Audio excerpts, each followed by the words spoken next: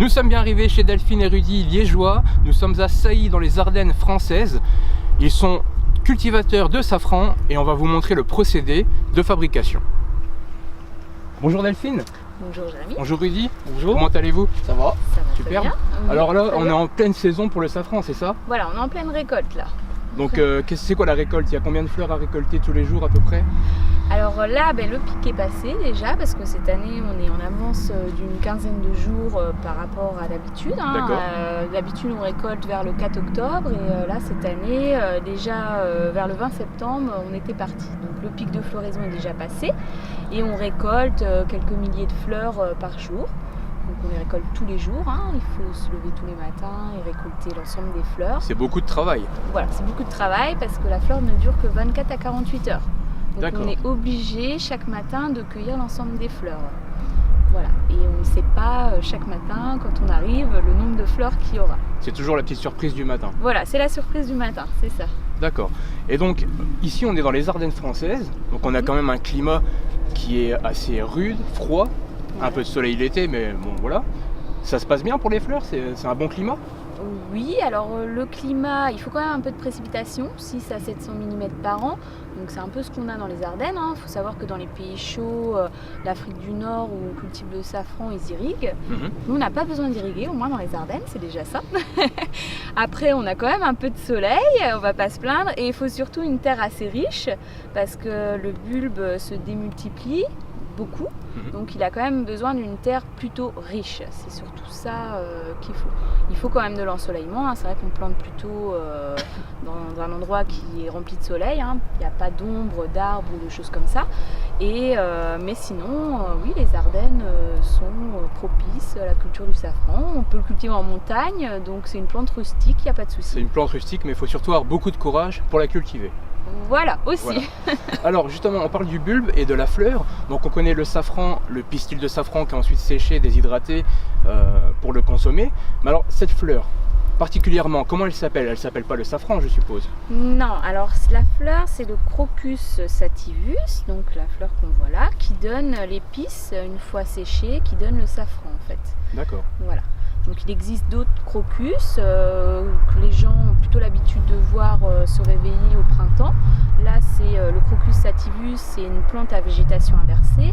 Elle va plutôt se réveiller au mois d'octobre-novembre, pas comme les autres crocus du printemps. Donc c'est vraiment le Crocus sativus, il n'y a que lui qui donne les filaments qui vont donner le safran. D'accord. Et donc on va utiliser le filament pour le côté gustatif. Est-ce qu'on peut utiliser les autres parties de la fleur?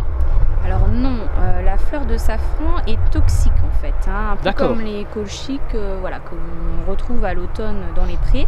C'est une fleur qu'on ne peut pas consommer, il n'y a que les filaments à l'intérieur de la fleur qui sont consommables.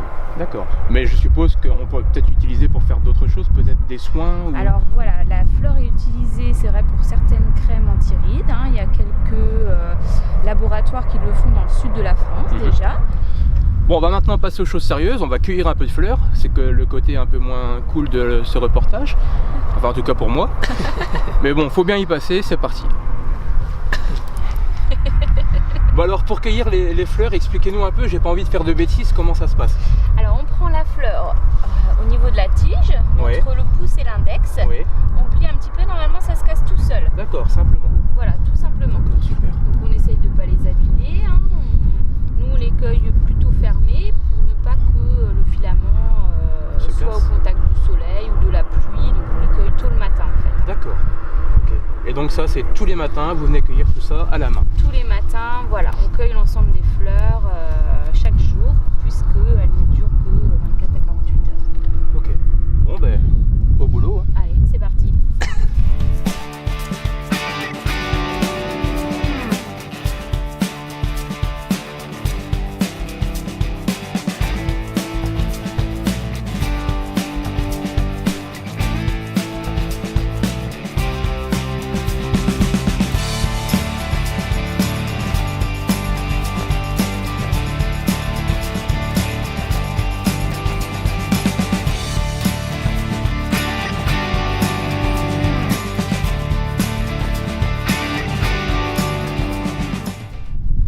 Bon, on a fait une belle petite récolte quand même, ça fait 2 beaux petits paniers. Bon, je suppose que c'est pas beaucoup pour vous pour le moment, mais bon. Bon, alors maintenant, la prochaine étape, c'est quoi? Alors là, on va faire l'émondage, c'est-à-dire qu'on va retirer l'ensemble des filaments de la fleur. D'accord, ça c'est la deuxième étape. Voilà, on va en salle. En salle, ouais. Et puis, on a des petits tamis, des petits ciseaux et on enlève les filaments. D'accord, bon ben c'est parti alors. Allez, c'est parti. Bon, alors nous voici dans la salle. Ça, c'est les fleurs qu'on a récoltées donc ce matin. Voilà. Et donc maintenant, on va émonder. Émonder. Retirer le pistil de la fleur. C'est Voilà. ça. C'est le moment où on va pouvoir s'asseoir, c'est ça? Voilà, c'est ça, on Ah. peut s'asseoir. Bon, ben, au boulot. Allez.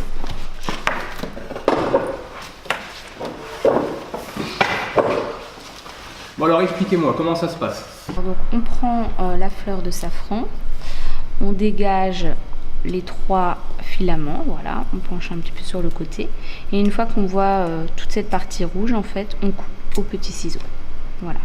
On utilise des tamis pour enlever un peu tous les restes floraux, pour ne garder vraiment voilà, que le rouge des filaments et puis voilà, que l'ensemble des restes floraux tombent à côté en fait.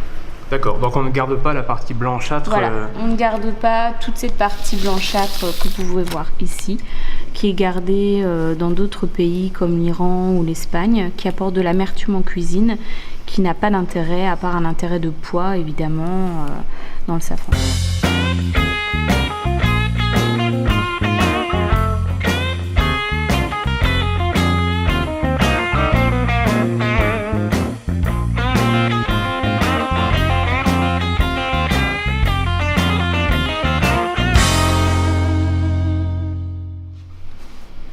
Donc voilà, on va passer à l'étape de la déshydratation, mais avant de le mettre dans la machine, on doit peser, c'est ça? Voilà, donc on pèse déjà les filaments frais en fait, donc on a une balance homologuée pour peser l'ensemble. Donc on pèse une partie des filaments, on va le faire sur une partie. Donc voilà, on arrive à un certain niveau de grammes.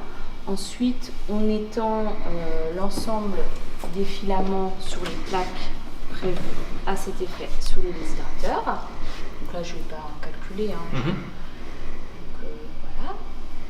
On étale bien l'ensemble du safran.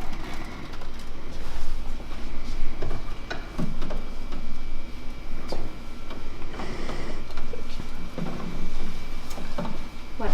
On est parti dans le déshydrateur pendant combien de temps à peu près? Voilà, on est parti. Bon là, on n'en a pas mis beaucoup. Je pense qu'on d'habitude je le remplis, donc je sais pas, 15 minutes, je pense. Ah oui, d'accord. Que ça devrait être. Bon, après une vingtaine de minutes plus tard, on va pouvoir sortir notre safran alors. Alors voilà, donc là il est bon. Donc voilà, Ah oui. une fois déshydraté, voilà ce que ça donne. Donc là on a un safran vraiment qui est voilà, déshydraté environ 80-85% de son poids. Et c'est vrai que quand on le prend, on voit tout de suite que voilà, il se Il est bien casse cassant. vraiment.